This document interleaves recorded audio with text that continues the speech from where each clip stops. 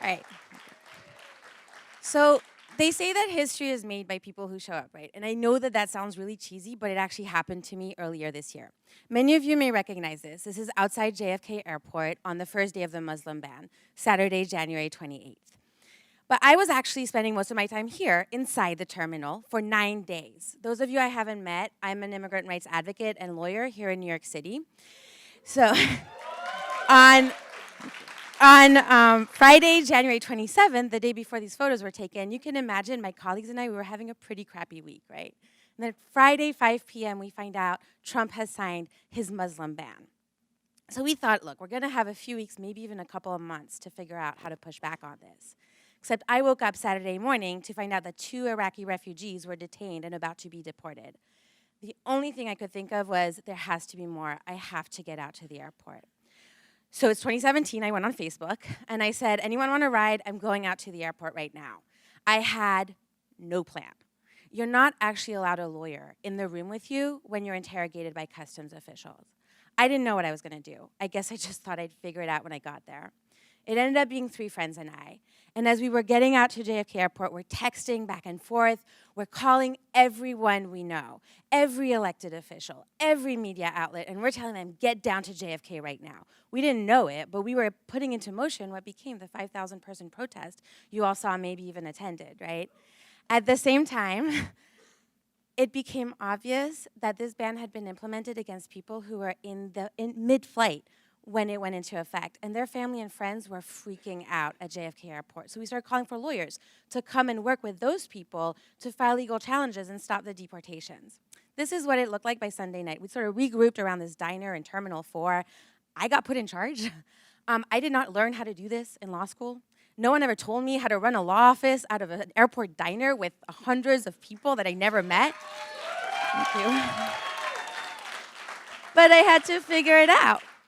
So the first problem we had is that our normal communication channels had been shut down with the government. So we had no idea who was coming, when, where, so we started hotlines with an email and a phone number, and travelers and their family and friends could call us and let us know what was happening. We also went online and we started looking up flights that were arriving at JFK Airport, and we started logging all of them. And based on all of this information, we started sending volunteers out to the different terminals and the different arrival gates. This was 24/7 for 9 days. We had volunteers standing at all of these arrival gates. They were tracking, making sure that the people we knew were coming were arriving. We were confirming their arrival. And then they were standing there with signs for hours in Arabic, English, and Farsi that said, were you detained? What did you witness? Do you have a question? We're lawyers. Come and ask us. Which got us to our second problem, is now that we've got hundreds of people we've never met, barely had time to train, and they are all over the world's largest and busiest airport. So we started using Slack, which I never used before. But this is how we got information from them. We got critical information back out to them, because we were doing 3 things, right? Number 1, we were the eyes and ears of the world at JFK Airport in this moment in our history. We had volunteers working our social media channels at No Ban JFK, one of them sitting right there.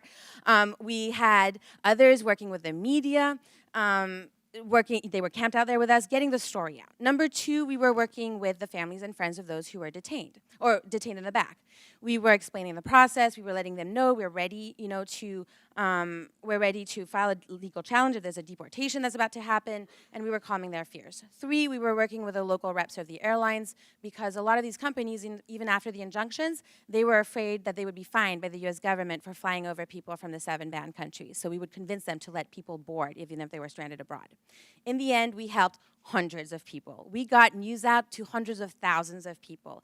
And we always knew that we were creating systems that had to be replicable. This legal effort, this lawyer army, it's still working together today. We still meet every single month to figure out new ways to get legal services to immigrants, to find out new ways to work with each other and push back on this agenda. Last week, we were dealing with DACA. Next week, we're dealing with a new travel ban. And the week after, we're dealing with TPS. So I want to leave you with an image, which is of this man, Hamid Darwish, one of the Iraqi refugees in that New York Times story, the first man to be released. I took this photo moments after he walked out of the airport. This is the moment that my fact-finding mission, our fact-finding mission, became a victory against Trump and his anti-immigrant agenda, the first one. This is the moment that our victory became a movement. I will always be thankful that I listened to my instinct and went out to JFK that morning. I will forever be grateful to the 900 lawyers who did the same thing. Thank you.